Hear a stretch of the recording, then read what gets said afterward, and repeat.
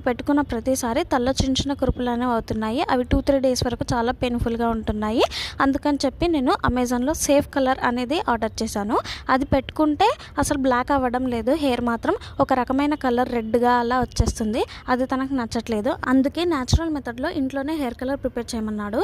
ఇక్కడైతే నేను 3 table spoons of మెంతులు తీసుకున్నాను. వీడియోలో చూపిస్తున్నట్టు మెంతులన్నీ వేగిపోయాక ఒక గుప్పెడు కరివేపాకు తీసుకుని అందులో వేసాలి. ఇవి రెండు కూడా మంచిగా బ్లాక్ కలర్లా వచ్చే వరకు మనం వేయించుకోవాలి. ఇవి రెండు బాగా వేగిపోయిన తర్వాత అందులోకి 1 టేబుల్ స్పూన్ టీ పౌడర్ కానీ కాఫీ పౌడర్ కానీ యూస్ చేయొచ్చు. నేనైతే ఇక్కడ టీ పౌడర్ యూస్ చేశాను. అన్ని కలిపి బాగా వేయించుకున్న తర్వాత ఒక 5 మినిట్స్ ఫ్యాన్ గాలికి ఆరబెట్టుకోవాలి. ఈ మిశ్రమం మొత్తం చల్లగా అయిపోయిన తర్వాత మనం మిక్సీ పట్టేసుకోవాలి. ఫైన్ పౌడర్ లాగా అయిపోవాలి. నాకైతే ఫైన్ పౌడర్గా అవ్వడానికి చాలానే టైం పట్టింది. ఎంత తిప్పినా కానీ బరకగా ఉంది. సో నాకైతే 5 to 10 మినిట్స్ అలా కంటిన్యూగా తిప్పుతూ ఉంటే ఆ తర్వాత నాకు కొంచెం స్మూత్గా అనిపించింది.